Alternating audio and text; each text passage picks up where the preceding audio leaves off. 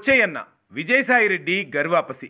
AP రాజకీయాల్లో గత ప్రభుత్వ హయాంలో వైఎస్ జగన్కు ముఖ్యంగా నమ్మిన బంటుల్లో విజయసాయిరెడ్డి ముందు వరుసలో ఉంటారు. ఆయనను పార్టీలో నెంబర్ 2గా కూడా చెప్తుంటారు.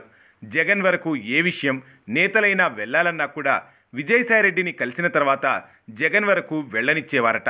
అయితే అంత చనువు చరిష్మా గల వైసీపీ ఎంపీ అనూహ్యంగా తన పదవిని, పార్టీ సభ్యత్వాన్ని రాజీనామా చేసి ఆంధ్రప్రదేశ్ రాజకీయాల్లో ఒక్కసారిగా అందరినీ షాక్కు గురిచేశారు. ముఖ్యంగా ఇటీవల ఏపీలో జరిగిన అసెంబ్లీ ఎన్నికల్లో పార్టీ ఓడిపోవడానికి జగన్ చుట్టూ ఉన్న కొంతమంది కోట్రేల వల్లనే కారణమంటూ విజయసాయిరెడ్డి సంచలన వ్యాఖ్యలు చేశారు. వారి వల్లనే తాను జగన్కు దూరమయ్యానని కూడా భావోద్వేగానికి గురయ్యారు.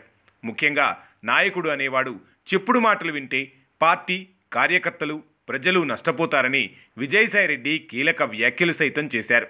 తనకు పార్టీలో ఎన్నో అవమానాలు జరిగాయని, కానీ జగన్ కోసం అవన్నీ భరించుకుంటూ వచ్చినట్లు మాట్లాడారు.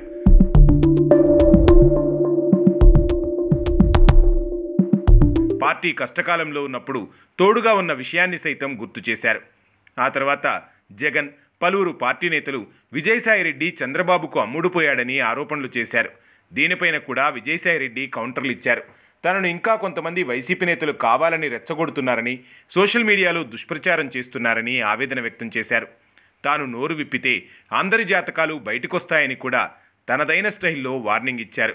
కొంతమంది లిక్కర్ స్కామ్కు భయపడి పార్టీని వీడినట్లు చెబుతున్నారని, ఇవన్నీ అవాస్తవమని తేల్చి చెప్పారు. ఈ క్రమంలో ఏపీ రాజకీయాల్లో ప్రస్తుతం ఒక ఘటన హాట్ టాపిక్గా మారింది. విజయసాయిరెడ్డి తిరిగి పార్టీలోకి వస్తే బాగుంటుందన్న చర్చ జోరందుకుంటుంది. జగన్ వద్ద ముఖ్య నేతలు ఈ ప్రస్తావనను తెచ్చినట్టుగా వార్తలు చక్కెర్లు కొడుతున్నాయి. దీనికి మాజీ సీఎం జగన్ సైతం తనకు విజయసాయిరెడ్డి మరలా పార్టీలోకి వస్తే ఎలాంటి అభ్యంతరం లేదని చెప్పినట్లుగా తెలుస్తోంది. మరోవైపు ఇప్పటికే పార్టీ ముఖ్య నేతలు సాయిరెడ్డితో చర్చించారని, జగన్పై తనకు ఎలాంటి వ్యతిరేకత లేదని మాజీ ఎంపీ విజయసాయిరెడ్డి సైతం చెప్పినట్లు పార్టీలో ప్రచారం జోరందుకుంది. దీనిపైన విజయసాయిరెడ్డి, వైఎస్ఆర్సీపీ నేతలు అధికారికంగా స్పందిస్తేనే ఓ క్లారిటీ రానుంది.